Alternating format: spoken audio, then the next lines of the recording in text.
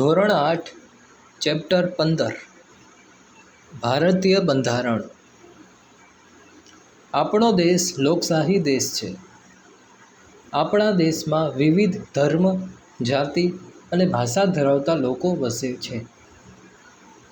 વિશ્વમાં ભૌગોલિક, સામાજિક અને સ્થાનીય વિવિધતામાં આપણો દેશ સૌથી અલગ તરી આવે છે. અનેક વિવિધતા છતાં દરેકને સમાન તક મળી રહે તે માટે આપણા દેશનું બંધારણ ઘડવામાં આવ્યું છે. દરેક સ્વતંત્ર રાષ્ટ્રને તેનું પોતાનું બંધારણ હોય છે. બંધારણ દરેક દેશનો મૂળભૂત દસ્તાવેજ છે, જેને અનુસરીને સરકાર દેશનો વહીવટ કરે છે. બંધારણમાં જણાવ્યા પ્રમાણે જ દેશનો વહીવટ થવો જોઈએ. આપણા દેશનું બંધારણ વિશ્વમાં સૌથી મોટું લેખિત બંધારણ છે. વિસ્તાર અને ભૌગોલિક રીતે ભિન્નતા તથા પડકારો વચ્ચે દેશના સુચારુ સંચાલન માટે બંધારણની રચના કરવામાં આવી છે. બંધારણનો અર્થ કોઈપણ દેશનું શાસન ચલાવવા માટે ઘડવામાં આવેલા નિયમોના વ્યવસ્થિત સંગ્રહને દેશનું બંધારણ કહેવામાં આવે છે. બંધારણના ઘડવૈયા. આપણો દેશ આઝાદ થયા પછી દેશનું સંચાલન કરવા માટે ચોક્કસ માર્ગદર્શિકાની જરૂર હતી. આ માટે બંધારણની રચના કરવાનું જરૂરી જણાયું. બંધારણ ઘડવા માટે રચવામાં આવેલી સભાને બંધારણ સભા કહેવામાં આવે છે. બંધારણ સભામાં કુલ 389 સભ્યો હતા. બંધારણ ઘડતરની પ્રક્રિયા માટે વિવિધ વિષયોને સાંકળતી 23 સમિતિઓની રચના કરવામાં આવી હતી,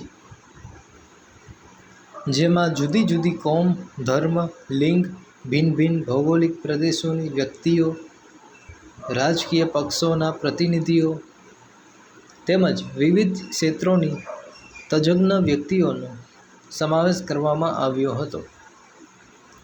સભ્યોમાં doctor Rajendra Prasad, Jawaharlal Nehru, doctor Bhimrao Ambedkar, Sardar Vallabhbhai Patel, Sardar Baldev Singh, Frank Anthony, HP. Modi, AKS. Ayyar, Maulana Abul Kalam Azad, Shyama Prasad Mukherjee, Kanaiyalal Munshi, કે.ટી. Shah તથા મહિલા પ્રતિનિધિઓમાં સરોજિની નાયડુ, વિજયાલક્ષ્મી પંડિત વગેરેનો સમાવેશ કરવામાં આવ્યો હતો. બંધારણ સભાના અધ્યક્ષ તરીકે ડૉક્ટર રાજેન્દ્ર પ્રસાદ હતા, જ્યારે બંધારણની ખરડા એટલે કે મુસદ્દા સમિતિના અધ્યક્ષ તરીકે ડૉક્ટર ભીમરાવ આંબેડકર હતા. બંધારણ નિર્માણની પ્રક્રિયામાં તેમના વિશેષ યોગદાનને કારણે તેઓને બંધારણના ઘડવૈયા તરીકે ઓળખવામાં આવે છે. પ્રવૃત્તિ. નીચે બંધારણ સભાના કેટલાક સભ્યોના ફોટા આપ્યા છે, તેમના નામ જણાવો. બંધારણ સભાની પ્રથમ બેઠક 9 ડિસેમ્બર 1946ના રોજ મળી હતી. બંધારણ સભાએ 2 વર્ષ, 11 માસ અને 18 દિવસ મળેલી કુલ 166 બેઠકોમાં બંધારણના ઘડતરની કામગીરી પૂર્ણ કરી હતી. આ પ્રક્રિયામાં તેઓએ દુનિયાના જુદા જુદા દેશોના બંધારણની મહત્ત્વની બાબતોનો અભ્યાસ કરીને બંધારણને આખરી સ્વરૂપ આપ્યું હતું. ભારતની આઝાદી બાદ 26 નવેમ્બર 1949ના રોજ તૈયાર થયેલા બંધારણને બંધારણ સભાએ સ્વીકાર્યું. ત્યારબાદ તેને 26 જાન્યુઆરી 1950ના રોજ અમલમાં મૂકવામાં આવ્યું.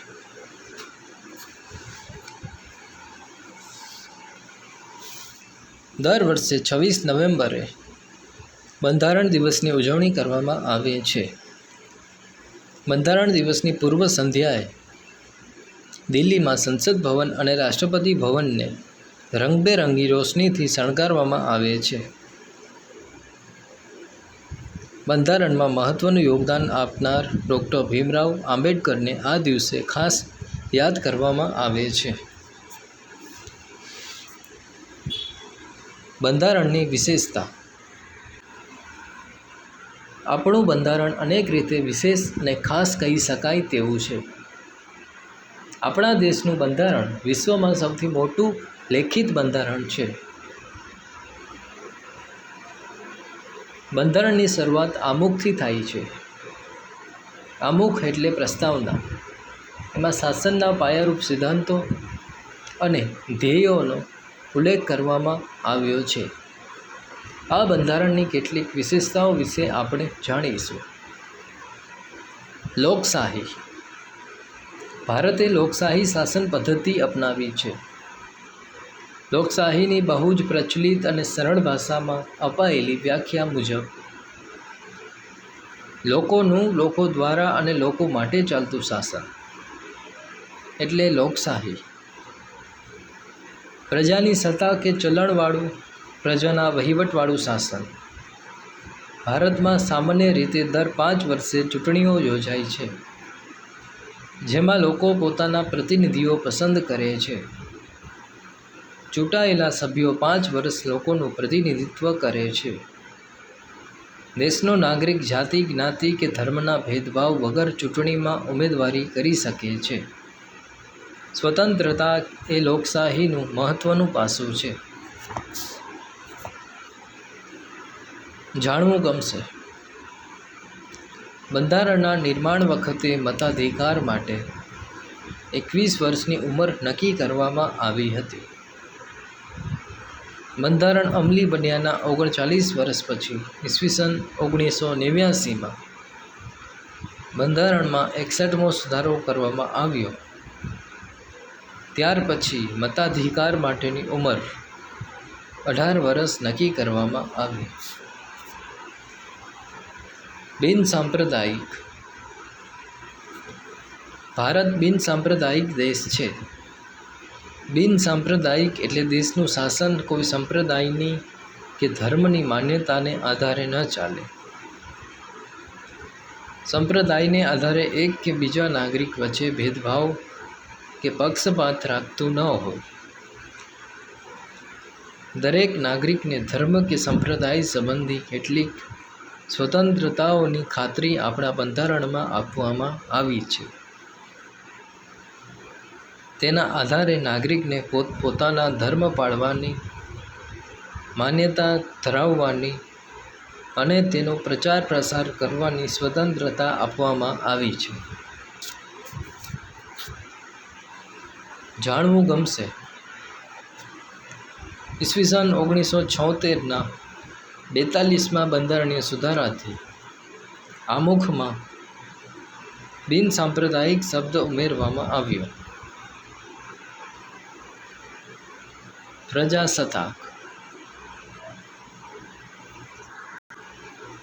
ભારત પ્રજાસત્તાક રાષ્ટ્ર છે. પ્રજાસત્તાક એટલે જેમાં લોકોના હાથમાં સત્તા હોય તેવું રાષ્ટ્ર, જેમાં પ્રત્યક્ષ કે પરોક્ષ રીતે લોકો દ્વારા ચૂંટાયેલા પ્રતિનિધિઓ વહીવટ સંભાળતા હોય છે. રાષ્ટ્રના વડાનું સ્થાન રાજાશાહીની જેમ વંશ પરંપરાગત હોતું નથી, પણ તેઓ પરોક્ષ મતદાનથી ચૂંટાય છે. આ વ્યવસ્થામાં પંચાયતથી સંસદ સુધીના તમામ હોદ્દાઓ જાતિ, જ્ઞાતિ કે ધર્મ જેવા કોઈ ભેદભાવ વગર તમામ નાગરિકો માટે ખુલ્લા હોય છે. સંઘ રાજ્ય. ભારત એક સંઘ રાજ્ય છે, એટલે કે જુદા જુદા રાજ્યોનો બનેલો એક સંઘ છે. આપણા જેવા વિશાળ અને વિવિધતા ધરાવતા દેશમાં એક જ કેન્દ્રમાંથી શાસન કરવું કઠિન છે. એટલે આપણા બંધારણમાં સંઘીય શાસન વ્યવસ્થાની જોગવાઈ કરેલી છે.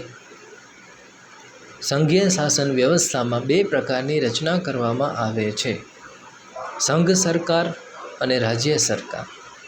આ બંને પ્રકારની સરકારો વચ્ચે કાર્યો અને સત્તાઓની સ્પષ્ટ વહેંચણી કરવામાં આવી છે. દેશના મહત્ત્વના કાર્યો અને સત્તાઓ સંઘ સરકારને સોંપવામાં આવ્યા છે. સંઘ સરકારને કેન્દ્ર સરકાર તરીકે પણ ઓળખવામાં આવે છે. મૂળભૂત હક્કો અને ફરજો. દેશનું બંધારણ નાગરિકોને લોકશાહીના મૂળભૂત હક્કો અને ફરજોની પ્રતીતિ કરાવે છે. નાગરિક તરીકે આપણે કેટલાક હક્કો ભોગવીએ છીએ, પરંતુ આપણા હકથી બીજા વ્યક્તિના હકને નુકસાન ન થાય તે માટે તેમજ રાષ્ટ્રના વિકાસમાં દરેક નાગરિકને સહયોગી બનાવવા માટે મૂળભૂત ફરજો પણ આપવામાં આવી છે. હક્કો અને ફરજોનું એક સિક્કાની 2 બાજુઓ જેવા છે, જે બાબતે આપણે અભ્યાસ કરીએ. મૂળભૂત હક્કો. રાષ્ટ્રની સ્થિરતા અને વ્યક્તિ સ્વતંત્રતાના રક્ષણ અર્થે મૂળભૂત હક્કો જરૂરી છે. પહેલું, સમાનતાનો હક. કાયદાની દ્રષ્ટિએ બધા નાગરિકો સમાન છે. ધર્મ, જાતિ, લિંગ અને રંગને આધારે કોઈ સાથે પક્ષપાત અને ભેદભાવ કરવામાં ન આવે, તેમજ બધા નાગરિકોને યોગ્યતા પ્રમાણે સમાન તક મળે. બીજું, સ્વતંત્રતાનો હક. દેશના દરેક નાગરિકને પોતાના વિચારો અભિવ્યક્ત કરવાની સ્વતંત્રતા આપવામાં આવી છે. દરેક નાગરિકને સમગ્ર દેશમાં હરવા ફરવા, વસવાટ કરવાની તેમજ વ્યવસાય કરવાની સ્વતંત્રતા આપવામાં આવી છે. ત્રીજું, શોષણ સામે વિરોધનો હક. કોઈપણ વ્યક્તિનું બીજા વ્યક્તિ દ્વારા કોઈપણ પ્રકારે શોષણ ન થાય એવા શોષણવિહીન સમાજની સ્થાપનાનો મુખ્ય ઉદ્દેશ બંધારણનો છે. 14 વર્ષથી નીચેની ઉંમરના બાળકોને બાળમજૂરી કરાવવી એ તેનું શોષણ જ કહેવાય. તેથી એ ગુનો છે. પોતાનું શોષણ થતું અટકાવવા, તેનો વિરોધ કરવા આ હક આપવામાં આવ્યો છે. ચોથું, ધાર્મિક સ્વતંત્રતાનો હક. દેશના દરેક નાગરિકને નૈતિકતા અને સ્વાસ્થ્યની વિરુદ્ધ ન હોય એવો કોઈપણ ધર્મ પાળવાની તથા તેનો પ્રચાર પ્રસાર કરવાની સ્વતંત્રતા આપવામાં આવી છે. પાંચમું, સાંસ્કૃતિક અને શૈક્ષણિક હક. કોઈપણ નાગરિકને પોતાની ભાષા, બોલી, પ્રણાલિકાઓ, આદર્શો, મૂલ્યો વગેરે ધરાવવાની, જાળવી રાખવાની અને વિકાસ કરવાની સ્વતંત્રતા આપવામાં આવી છે. છઠ્ઠું, બંધારણીય ઇલાજોનો હક. ગમે એટલા કાયદા ઘડવામાં આવે, મૂળભૂત હક્કોની જોગવાઈ કરવામાં આવે, પરંતુ જો તેનો અમલ યોગ્ય રીતે ન થાય તો આવી સ્વતંત્રતાનો કોઈ અર્થ રહેતો નથી. તેથી આ હક્કોના અમલ માટે જોગવાઈ કરવામાં આવી છે. જો નાગરિકોને મૂળભૂત અધિકારોથી વંચિત રાખવામાં આવે તો ન્યાયાલયનો આશરો લઈ શકે છે. આથી જ ડૉ. બાબા સાહેબ આંબેડકરે આ હકને બંધારણના આત્મા સમાન કહ્યો છે. આ પ્રમાણે આપવામાં આવેલા મૂળભૂત હક્કો વિશિષ્ટ સંજોગોમાં મર્યાદિત સમય માટે સ્થગિત કરી શકાય છે. કોઈપણ વ્યક્તિ પોતાના હક્કોનો ઉપયોગ કોઈ વ્યક્તિ, સમૂહ કે રાષ્ટ્રના હિતને નુકસાન કરે એ રીતે ભોગવી શકતી નથી. જાણવું ગમશે. સંયુક્ત રાષ્ટ્રોની મહાસભાએ તારીખ 10 ડિસેમ્બર 1948ના રોજ માનવ અધિકારો જાહેર કર્યા છે. તેથી 10 ડિસેમ્બરને માનવ અધિકાર દિન તરીકે ઉજવવામાં આવે છે. મૂળભૂત ફરજો. જેમ નાગરિકોને કેટલાક મૂળભૂત હક્કો આપવામાં આવ્યા છે, તેમ નાગરિકો માટે કેટલીક મૂળભૂત ફરજોનો સમાવેશ બંધારણમાં કરવામાં આવ્યો છે, જે નીચે મુજબ છે. બંધારણને વફાદાર રહેવાની અને તેના આદર્શો તથા સંસ્થાઓનો, રાષ્ટ્રધ્વજોનો અને રાષ્ટ્રગીતનો આદર કરવાનો. આઝાદી માટેની આપણી રાષ્ટ્રીય લડતને પ્રેરણા આપનારા ઉમદા આદર્શોને હૃદયમાં પ્રતિષ્ઠિત કરવાની અને અનુસરવાની, ભારતના સાર્વભૌમત્વ, એકતા અને અખંડિતતાનું સમર્થન કરવાની અને તેમનું રક્ષણ કરવાની, દેશનું રક્ષણ કરવાની અને રાષ્ટ્રીય સેવા બજાવવાની હાકલ થતાં તેમ કરવાની, ધાર્મિક, ભાષાકીય, પ્રાદેશિક અથવા સાંપ્રદાયિક ભેદોથી પર રહીને ભારતના તમામ લોકોમાં સુમેળ અને સમાન બંધુત્વની ભાવનાની વૃદ્ધિ કરવાની, સ્ત્રીઓના ગૌરવને અપમાનિત કરે તેવા વ્યવહારો ત્યજી દેવાની, આપણી સમન્વિત સંસ્કૃતિના સમૃદ્ધ વારસાનું મૂલ્ય સમજી તે જાળવી રાખવાની, જંગલો, તળાવો, નદીઓ અને વન્ય પશુ પક્ષીઓ સહિત કુદરતી પર્યાવરણનું જતન કરવાની તથા તેની સુધારણા કરવાની અને જીવો પ્રત્યે અનુકંપા રાખવાની,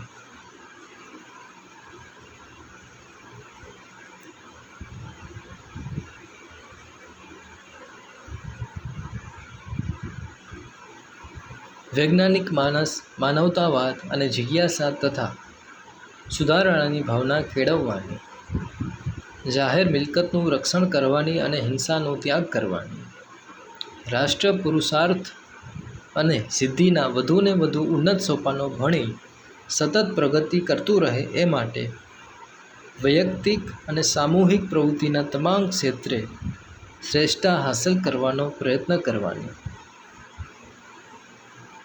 માતા પિતાએ તથા વાલીએ 6 થી 14 વર્ષ સુધીના વયના પોતાના બાળક અથવા બાલ્યને શિક્ષણની તકો પૂરી પાડવાની, જાણવું ગમશે મૂળભૂત ફરજોનો સમાવેશ ઈસવીસન 1976માં બંધારણમાં સુધારો કરીને કરવામાં આવ્યો છે. ભારતમાં 6 જાન્યુઆરીને મૂળભૂત ફરજ દિન તરીકે ઉજવવામાં આવે છે. ભારતના બંધારણને એક પવિત્ર ગ્રંથ ગણવામાં આવે છે. જો લેખિત બંધારણ ન હોય તો કોઈ પણ વ્યક્તિ પોતાની રીતે દેશના વહીવટમાં અરાજકતા ફેલાવી શકે. બંધારણ આપણી ન્યાય પ્રણાલીને જાળવે છે તેમજ લોકોને એક મર્યાદામાં રહીને એકત્વના ભાવથી કામ કરવા પ્રેરિત કરે છે. પ્રવૃત્તિ: શાળામાં બંધારણના મૂળભૂત હકો, મૂળભૂત ફરજો પર આધારિત ક્વિઝ યોજો.